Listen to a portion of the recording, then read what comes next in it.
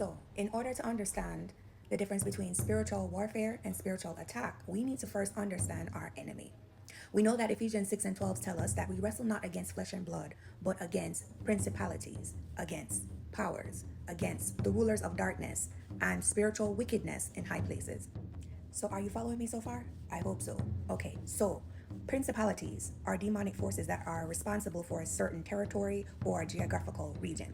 Powers, these are demonic forces that are assigned to dismantle praying believers in that area. So, in order to exact their will on that area, they need to first dismantle the opposition, which would be the praying believer. Rulers of darkness, these demons create ordinances for the specific region to follow.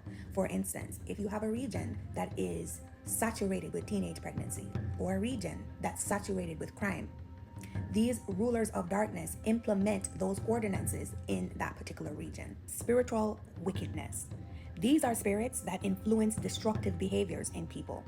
Behaviors such as jealousy, envy, backbiting. These are all under the umbrella of witchcraft. There are certain witches that are assigned to certain regions to cause chaos, to stir the pot, if you will. And they go on demonic assignments to make sure that people are backbiting, people are jealous, people are getting into car accidents, things of that nature.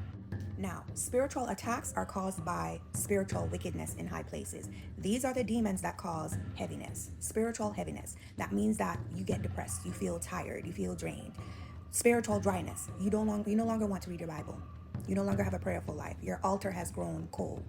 You don't want to fellowship with nobody. Sudden feelings of hate towards somebody. You just think about somebody and you just can't stand them. Not necessarily that they did something to you or did something wrong. You just have hate in your heart. A very hardened heart. Brain fog. This affects a lot of people where you cannot concentrate. Your thoughts are jumbled. A confusion. And the most daunting sign of them all of spiritual attack is when you have heavy temptation, where you are tempted to go back to what God has delivered you from. Now, to understand spiritual warfare, we have to understand where the warfare is actually happening.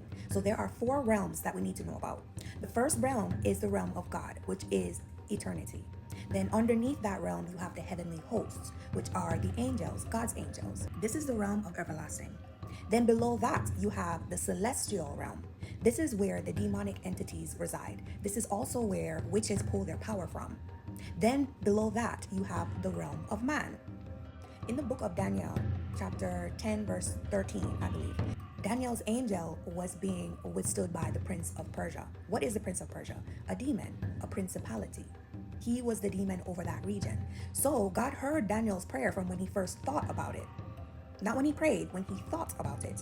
And his answer had to go from the realm of God into the heavenly host, which is the angel, the messenger angel. And the messenger angel had to cross the celestial realm. So spiritual warfare happens when a messenger angel that has the answer to your prayer is being withstood by a demonic principality in the celestial realm. This is why spiritual warfare prayers are more intense. We bring that fire, we bring that heat, because we are challenging the demonic realms that are opposing our messenger angels.